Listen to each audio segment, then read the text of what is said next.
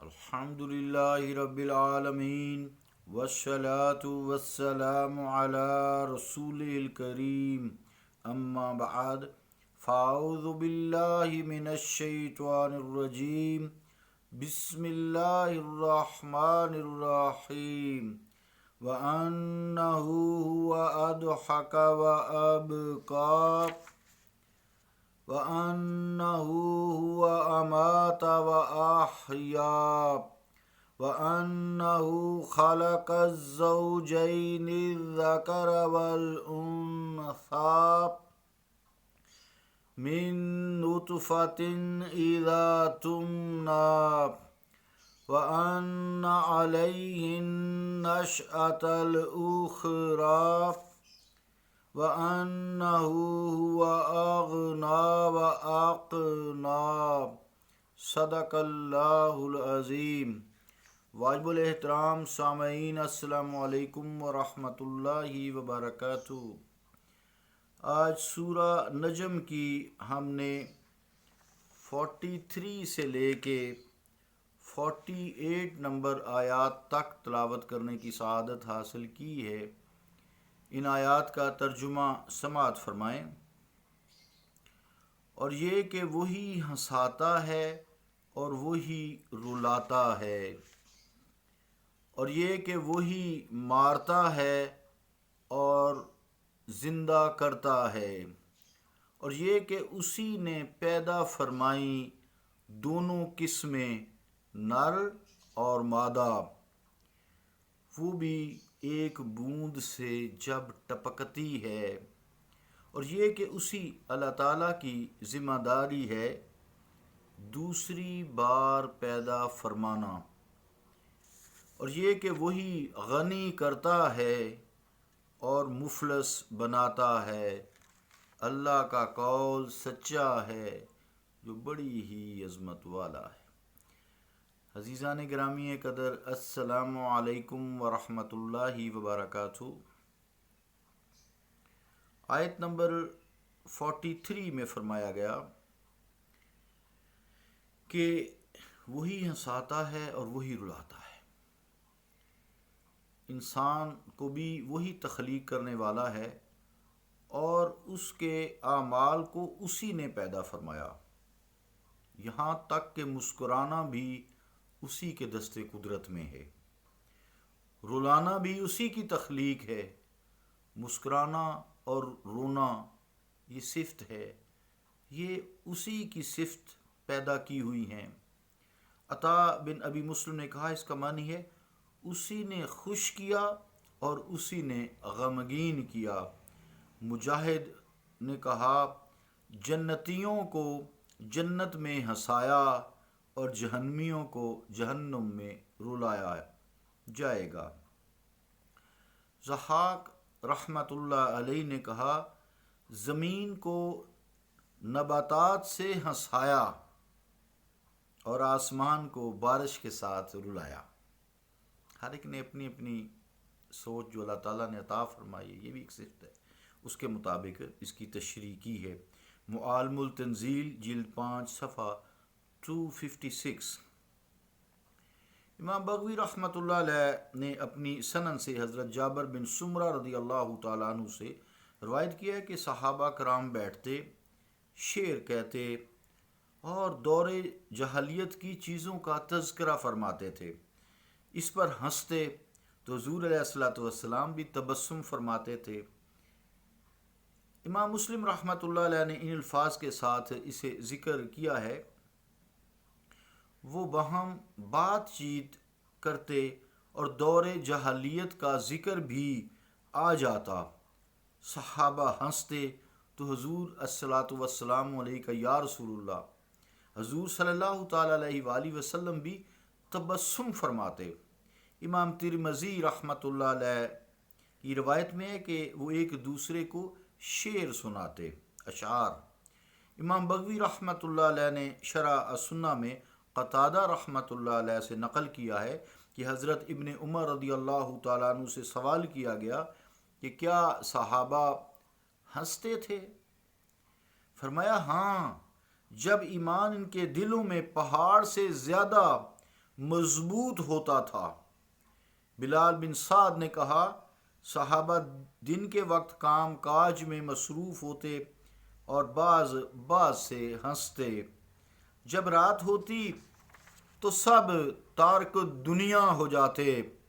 امام بخاری رحمۃ اللہ علیہ نے حضرت عائشہ رضی اللہ تعالیٰ عنہ سے روایت کیا ہے کہ میں نے نبی کریم صلی اللہ تعالیٰ علیہ وآلہ وسلم کو کھلکھلا کر ہنستے ہوئے نہیں دیکھا کہ آپ کا کوا نظر آتا۔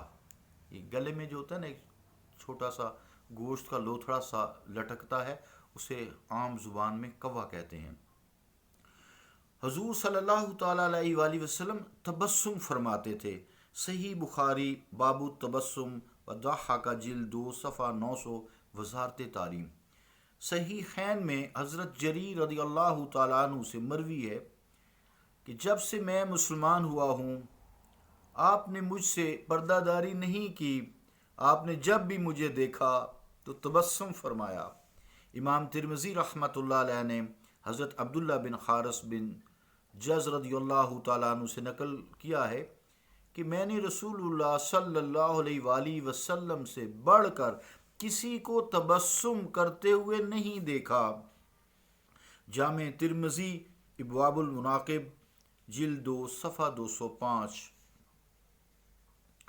عزیزان گرامی قدر، امام بخاری رحمۃ اللہ علیہ نے حضرت ابو ہریرہ رضی اللہ تعالیٰ عنہ سے روایت کیا ہے کہ حضور صلی اللہ تعالیٰ علیہ وآلہ وسلم نے فرمایا قسم ہے اس ذات کی جس کے قبضہ قدرت میں میری جان ہے، اگر تم وہ جانتے جو میں جانتا ہوں تو تم زیادہ روتے اور تھوڑے ہنستے۔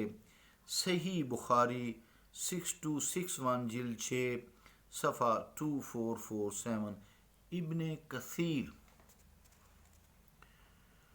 امام احمد، امام ترمذی اور امام ابن ماجہ رحمہم اللہ تعالیٰ نے حضرت ابو ذر رضی اللہ تعالیٰ عنہ سے روایت کیا اور الفاظ کا اضافہ کیا کہ تم بستروں پر بیویوں سے لذت حاصل نہ کرتے اور پہاڑوں کی طرف نکل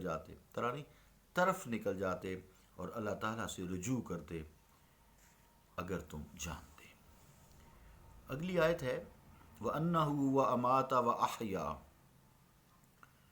مراد یہ ہے کہ وہی مارتا ہے اور وہی زندہ کرتا ہے، جس میں کوئی روح نہ تھی اسے زندہ کر دیا، جسے نطفہ سے پیدا کیا، جیسے اسے حیوان بنا دیا، پھر بیج سے درخت کو بنا دیا۔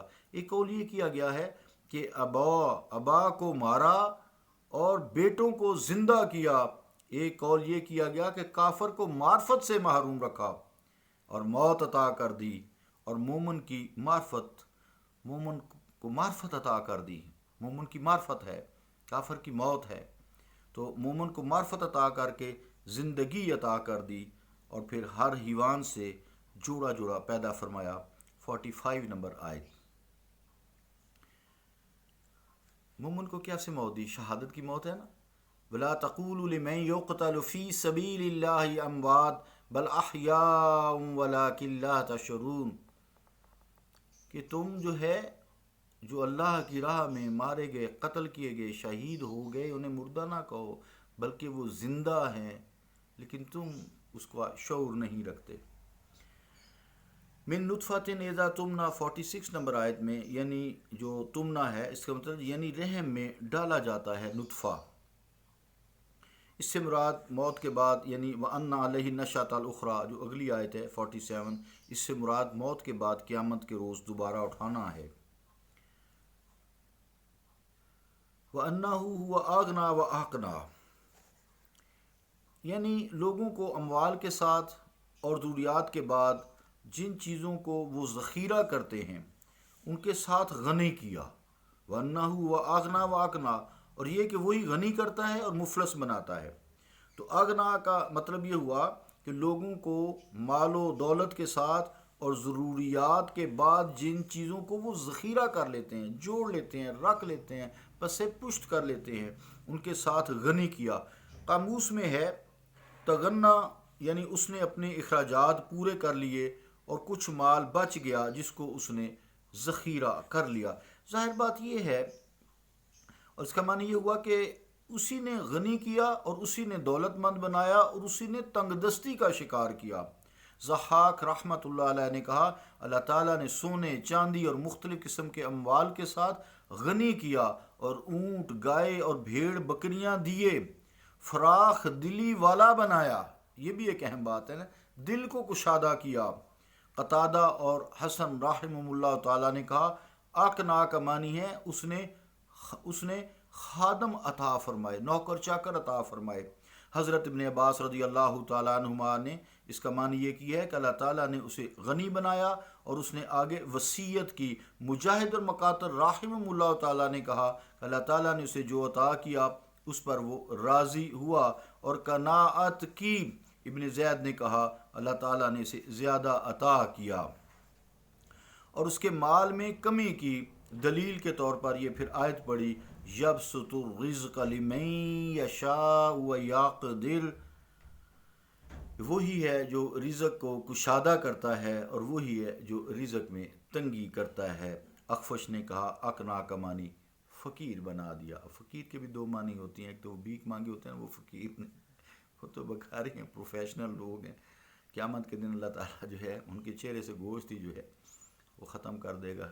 حدیثوں میں آتا ہے کہ وہ اللہ تعالیٰ کی بارگاہ میں جب پیش کیے جائیں گے ان کے چہرے پہ گوشت ہی نہیں ہوگا۔ ایک حدیث میں آتا ہے یہ آگ کے، یہ جو پروفیشنل بھکاری ہوتے ہیں یہ آگ کے انگارے مانگتے ہیں، تمہاری مرضی ہے تو ان کے منہ میں چھوٹا انگارہ دو یا بڑا انگارہ دو۔ سبحان اللہ و بحمدک اشہد ان لا الہ الا انت استغفرک و اتوب الیک۔ صلی اللہ تعالی علی رسول خیر خلقہ محمد وعلی آلہ وصحبہ اجمعین برحمتک یا ارحم الراحمین۔